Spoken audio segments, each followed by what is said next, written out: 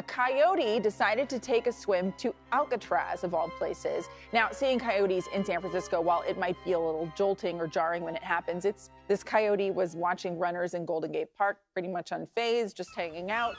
And video of a lone coyote swimming in the bay, its head bobbling above the water as it makes its way to Alcatraz Island. Swimming more than a mile across the frigid, current-swept waters of San Francisco Bay to reach Alcatraz Island. Scientists were astonished. That's a distance most humans wouldn't attempt without training or wetsuits. This animal appeared exhausted, shivering on the shore, its fate unknown.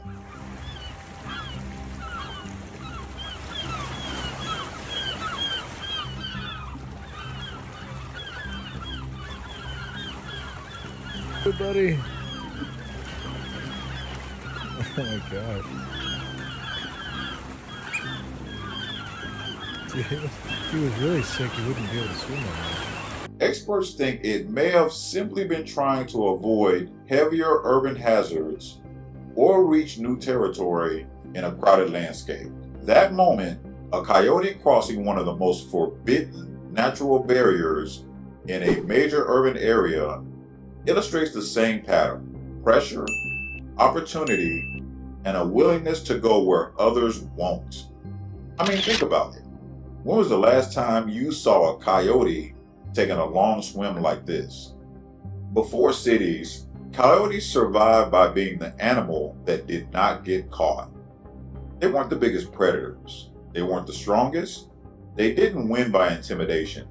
They won by reading risk better than everything else. Coyotes evolved in a world where mistakes were punished immediately. If a wolf pack showed up, coyotes didn't negotiate.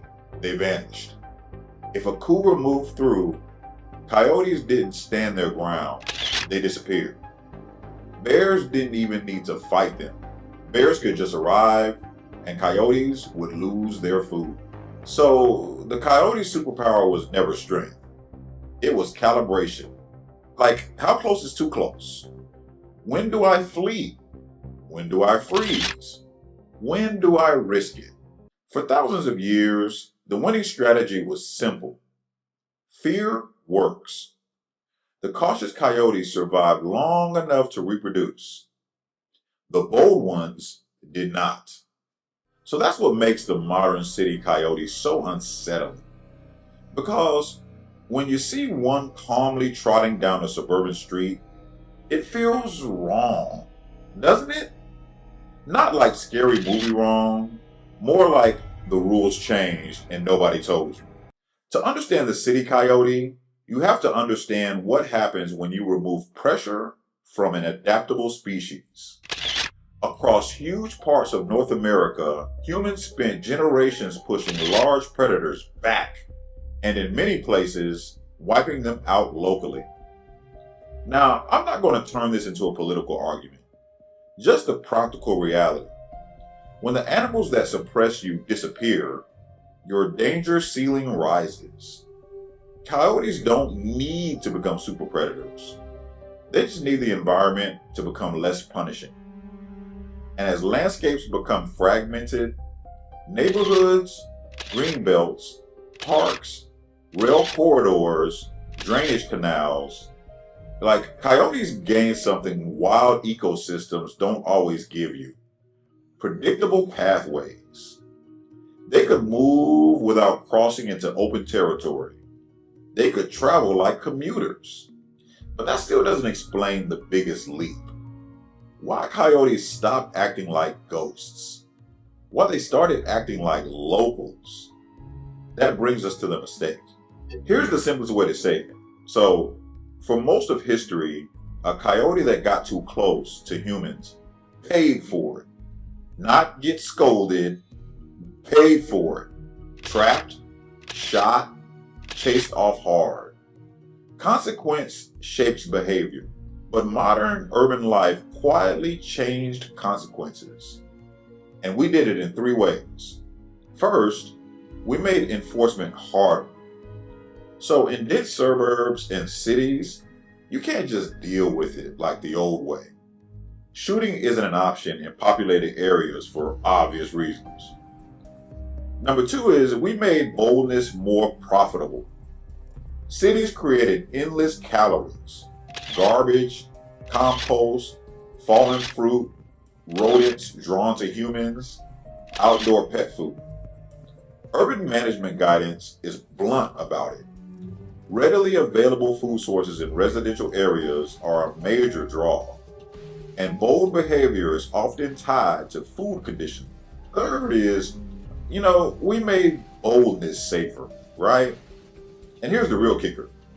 A coyote that walks through a neighborhood at night often isn't punished. A coyote that crosses the street doesn't automatically die. A coyote that hangs near food sources can win. And once an animal wins with a behavior, it repeats it. So this is how you accidentally select like a new type of coyote. Not genetically overnight, but behaviorally. The coyotes that tolerate humans spend less energy hunting, get more calories, raise healthier pups, and hold better territory. The coyotes that stay extremely fearful remain on the outskirts where food is scarcer and competition is higher. So the population shifts towards animals that are less reactive to us. No one taught coyotes to be urban. We just built a world where urban behavior paid. And then we acted shocked when they cashed the check. So here's where people get it wrong, right? So they see a coyote standing still in a neighborhood, watching humans, and they assume it's sizing me up. Sometimes, sure. But most of the time, what you're seeing is not aggression. It's something much more dangerous in a different way. It's habituation. Current conservation describes habituation as coyotes becoming accustomed to humans and losing their fear. And they linked it, driven by intentional and unintentional feeding, to conflict situations. And look, city guidance repeats the same old thing. Bold coyotes often become bold because of food conditioning, meaning they learned humans, which equals rewards. So what does habituation look like? It looks like not running immediately, lingering in open areas, calmly crossing streets, and appearing in the daylight. Sometimes watching without leaving. It kind of feels like confidence.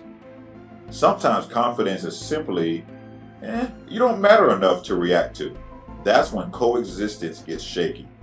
Coyotes were seen chasing a bear near the Walmart. There is no jurisdiction to deal with these types of complaints. Wildlife issues fall to the provincial government through the Conservation Officer Service. Unfortunately, we have heard on more than a few occasions recently that they won't do anything unless it poses a serious risk. Because coyotes that don't fear humans will often stop fearing dogs, yards, porches, and fences that used to be the edge. So this isn't just a vibe, right? Researchers have actually measured how urban coyotes respond to risk. When people get scared, they want a clean solution. But management guidance is blunt. Large-scale removal tends to be ineffective long-term because new coyotes just move in and reproduce, so they can increase when populations are suppressed. And many coexistence frameworks emphasize something else. If the environment still rewards coyotes, removing individuals doesn't remove the incentive. It just opens a vacancy. So the question isn't, how do we delete coyotes?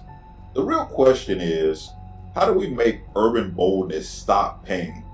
The right solution restores consequences without cruelty. So here's where humans mess this up. They think consequence means violence. It doesn't. It just means consistency. Multiple sources repeat the same core strategy. Remove attractants, secure trash, don't leave pet food outside, clean up fallen fruit, and manage compost. Enforce boundaries. If a coyote approaches, haze it, yell, wave arms, make noise, throw objects near it, so it learns humans are unpredictable and unpleasant. Control pets. Leash dogs, supervise small pets. Don't let cats roam around because pets increase the likelihood and intensity of encounters. And that's the thing, right? Keep coyotes wild because the moment coyotes learn we're safe, they get closer. And the moment they get closer, we panic. But we're panicking about a behavior that we quietly rewarded. The deeper lesson, this isn't a coyote story. Like, coyotes didn't invade our neighborhoods like a plan. They just responded to incentives. We removed pressures. We created food. We stopped enforcing distance. We made the city predictable. And then we acted surprised when an adaptable animal adapted. This is why coyotes are the perfect urban survivor. Not because they're the strongest, but because they're the best at reading what works. I mean, they're canines after all, right? And the one mistake that changed everything was simple. We stopped punishing boldness and we started rewarding it. So, if you want fewer conflicts, it's not about fear mongering or pretending coyotes are plush toys. It's about restoring the oldest rule in wildlife management. Behavior follows consequences. Coyotes were never supposed to live here, but once we changed the rules, they followed them better than we did. So have you ever seen a coyote in your neighborhood, and did it run, or did it just stare like it paid taxes there? Drop your story in the comments and tell me the city and state and maybe the country that you live in. I'm Curtis. See you next time.